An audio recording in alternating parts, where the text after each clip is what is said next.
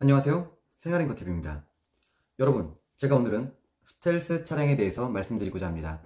요즘 어린이 보호구역, 민식이법 핫하죠? 근데 정작 우리들 주변에서 아주 위험한 차량이 다니고 있었는데 우리는 그거를 방치하지 않았나 싶어요. 저도 한동안 길거리에 돌아다니다 보면 밤에 전조등을 켜지 않는 차량들이 많이 볼 수 있어요.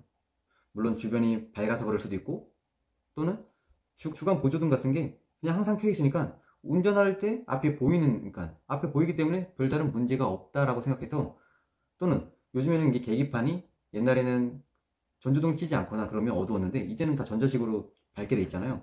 그러다 보니까 약간 헷갈려 할 수 있다는 거죠. 그런 건 요즘 차인데, 옛날 차의 아날로그 형태의 차임에도 불구하고 전조등을 켜지 않는 사람들도 있어요. 고장났다? 고장난 건 아니더라고요.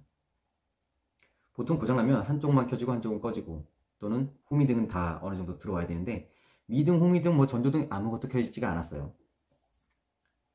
왜 그런 걸 가지고 얘기를 하냐? 여러분, 아주 심각한 거예요.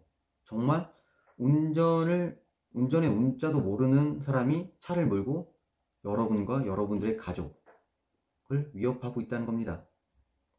그냥 이렇게 바라만 보고 계실 건가요?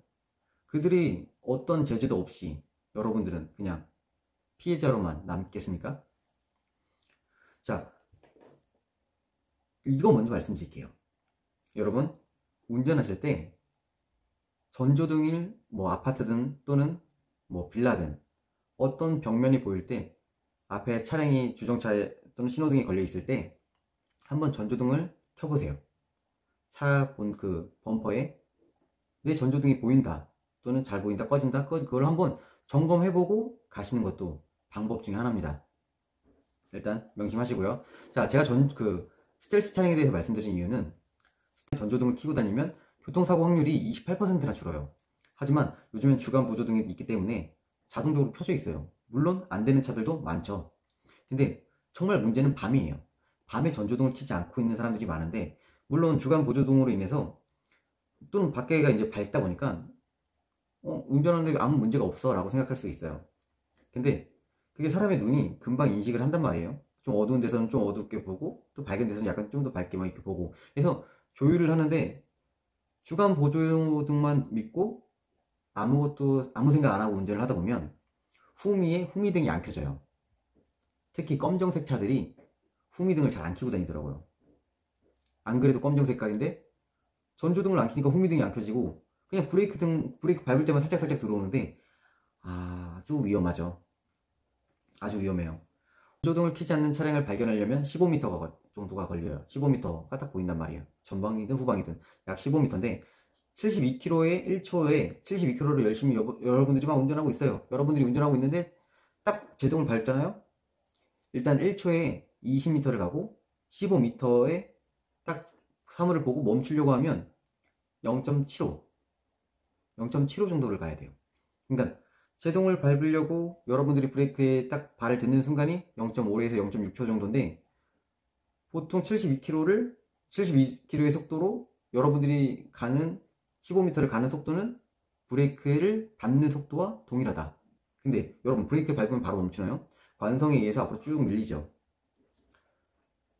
그러면 이 사고는 어떤 사고가 되는 거죠?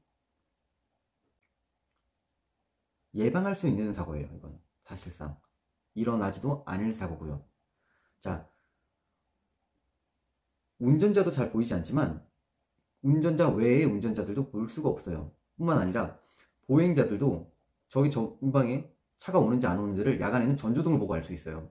하지만 운전자도 보행자가 10m 앞에서는 10m 이상 멀어지잖아요. 보이지도 않고, 마찬가지로 보행자도 어렵다는 거예요.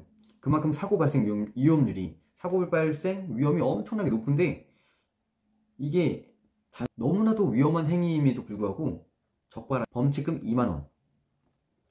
근데 이걸 누가 점검하나요? 잘 안 하죠. 알려드리는 이 어플은 기본적으로 스텔스 차량뿐만 아니라 기본적으로 신호에 관련해서 주정차든 불법으로 저지르는 그런 관련된 거에 대해서 다 신고를 할 수 있습니다. 자, 신고하는 법은 간단해요. 일단은 먼저 여러분들 핸드폰 있죠? 일단 플레이스토어에 들어가세요. 플레이스토어에 들어가시고 거기 검색을 하시는 거예요. 스마트폰 국민제보, 스마트 국민제보 하면 경찰 약간 그런 마크로 해서 딱 뜬단 말이에요. 그러면 거기 딱 검색을 하고 가입을 하신 다음에 교통위반이 있는데, 교통위반이 너무나도 다양하게 있어요. 그 부분에 들어가시고, 그리고 이제 기타 사진 뭐 이런 거 내용 같은 거를 정리하셔가지고 넣으면 되는데, 일단은 내가 그 어플로 바로 이 상황을 찍고 어떻게 다 해야 돼, 이건 아니에요. 이건 아니고 여러분이 딱 알아야 될 거는 사진 또는 짧은 동영상을 아무거나 찍으세요. 둘 중에 하나만 해도 돼요.